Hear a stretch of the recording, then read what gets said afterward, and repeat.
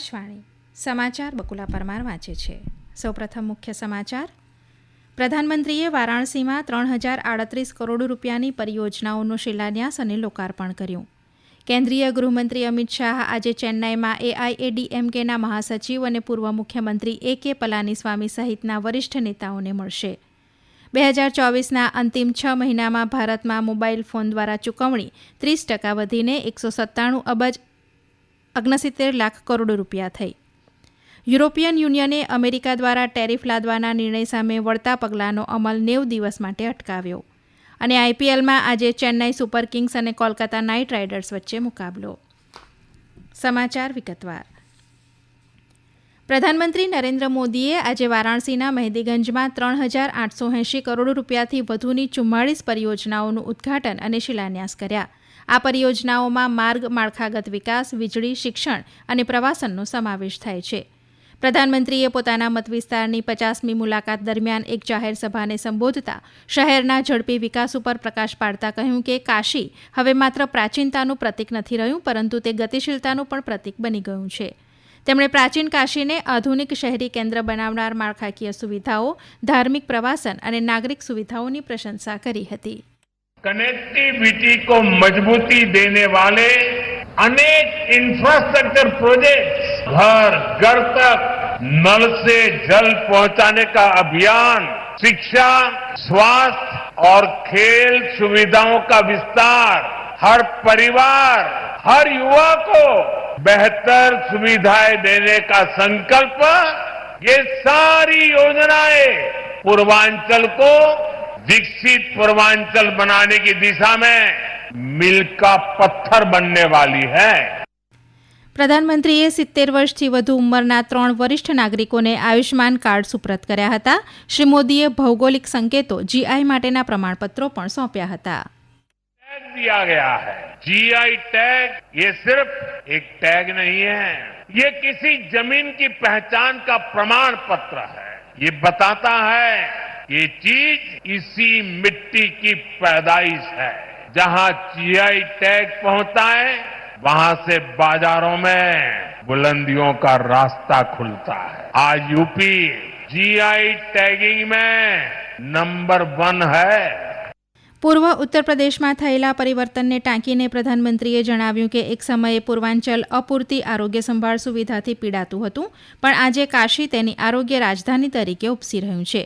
પ્રધાનમંત્રીએ ગુજરાતની બનાસ ડેરી, અમૂલ સાથે સંકળાયેલા રાજ્યના ડેરી ખેડૂતોને 106 કરોડ રૂપિયાનું બોનસ પણ ટ્રાન્સફર કર્યું હતું. પ્રધાનમંત્રી નરેન્દ્ર મોદીએ દિલ્હીમાં પ્રધાનમંત્રી આયુષ્માન ભારત આરોગ્ય માળખાગત મિશન લાગુ કરવા માટે દિલ્હી સરકારની પ્રશંસા કરી છે. દિલ્હીના મુખ્યમંત્રી રેખા ગુપ્તાએ સોશિયલ મીડિયા ઉપર કરેલી પોસ્ટનો જવાબ આપતા શ્રી મોદીએ કહ્યું કે દિલ્હીના આરોગ્ય ક્ષેત્ર સાથે સંબંધિત આ એક ક્રાંતિકારી પગલું છે.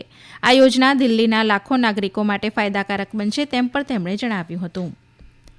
શ્રી મોદીએ આજે સમાજ સુધારક મહાત્મા જ્યોતિબા ફૂલેને તેમની જન્મજયંતિ ઉપર શ્રદ્ધાંજલિ આપી છે. સોશિયલ મીડિયા સંદેશમાં શ્રી મોદીએ કહ્યું કે જ્યોતિબા ફૂલે માનવતાના સાચા સેવક હતા અને તેમણે સમાજના પીડિત અને વંચિત વર્ગના કલ્યાણ માટે પોતાનું જીવન સમર્પિત કર્યું હતું. પ્રધાનમંત્રીએ ઉમેર્યું કે દેશ પ્રત્યે તેમનું અમૂલ્ય યોગદાન દરેક પેઢીને પ્રેરણા આપતું રહેશે. રાષ્ટ્રપતિ દ્રૌપદી મુર્મુની સ્લોવાકિયાની મુલાકાત સફળતાપૂર્વક પૂર્ણ થઈ છે. રાષ્ટ્રપતિએ સ્લોવાક રિપબ્લિકના રાષ્ટ્રપતિ અને પ્રધાનમંત્રી સાથે મુલાકાત કરીને પ્રતિનિધિમંડળ સ્તરની વાટાઘાટો કરી હતી, જે દરમિયાન 2 સમજૂતી કરાર ઉપર હસ્તાક્ષર કરવામાં આવ્યા છે. રાષ્ટ્રપતિને નાઇટ્રા સ્થિત કોન્ટેન્સ્ટાઇન ધ ફિલોસોફર યુનિવર્સિટી દ્વારા માનદ ડોક્ટરેટની પદવી પણ એનાયત કરવામાં આવી હતી. રાષ્ટ્રપતિ ભારતીય સમુદાયના લોકોને પણ મળ્યા હતા. તેમણે સ્લોવાકિયા ભારત બિઝનેસ ફોરમમાં સંબોધન કર્યું હતું. રાષ્ટ્રપતિની આ મુલાકાતથી બંને દેશો વચ્ચે ઓટોમોટિવથી લઈને સ્ટીલ, રેલવે, બાયોફ્યુઅલ, પર્યટન અને સર્જનાત્મક કલા જેવા ક્ષેત્રોમાં નવી તકોને વધુ વેગ મળશે.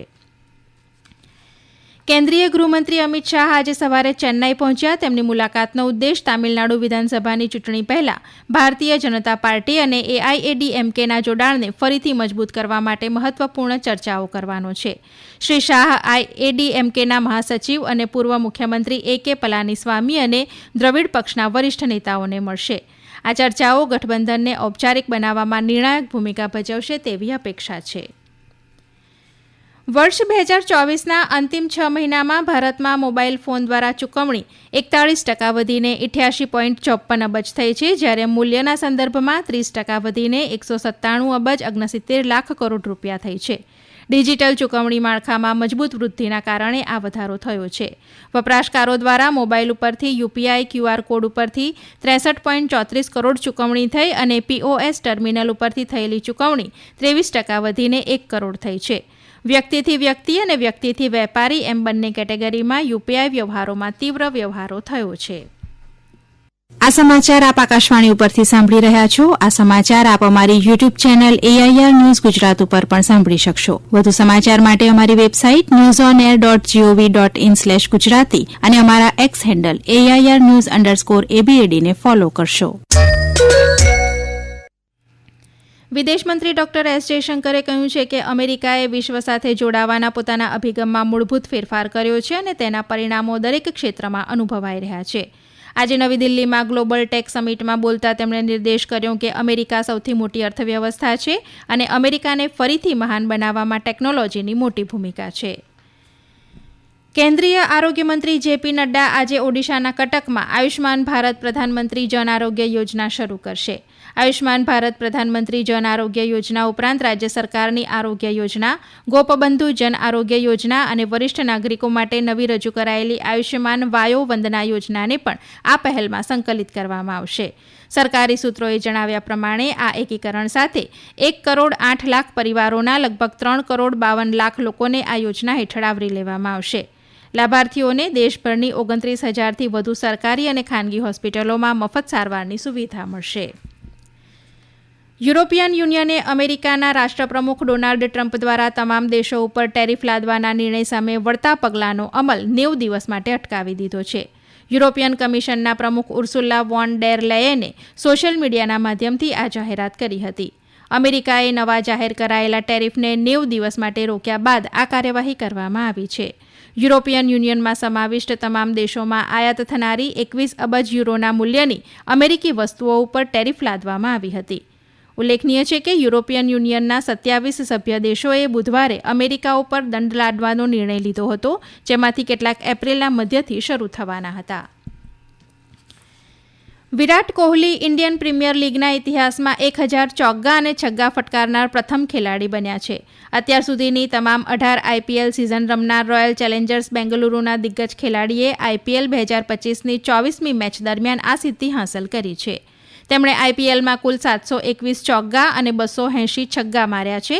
તેઓ IPLમાં સૌથી વધુ ચોગ્ગા મારનાર ખેલાડી બન્યા છે અને છગ્ગા લગાવનાર ક્રિસ ગેઇલ અને રોહિત શર્મા પછી ત્રીજા સ્થાને છે. ક્રિસ ગેઇલે 357 અને રોહિત શર્માએ 282 છગ્ગા ફટકાર્યા છે.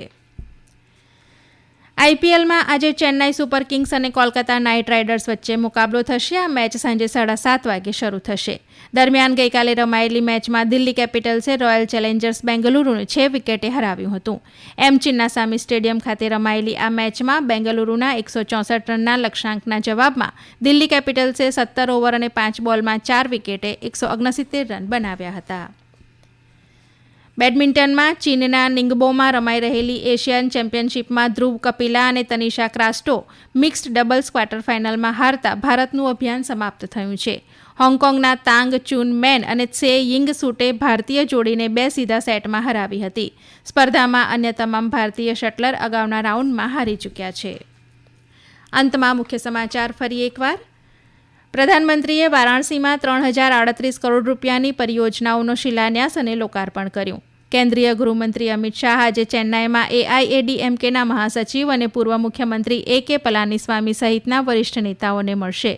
2024ના અંતિમ 6 મહિનામાં ભારતમાં મોબાઈલ ફોન દ્વારા ચૂકવણી 30% વધીને 197 અબજ 69 લાખ કરોડ રૂપિયા થઈ.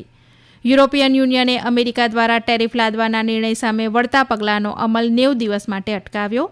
અને IPLમાં આજે ચેન્નાઈ સુપર કિંગ્સ અને કોલકાતા નાઇટ રાઇડર્સ વચ્ચે મુકાબલો. આકાશવાણી ઉપરથી સમાચાર પૂરા થયા.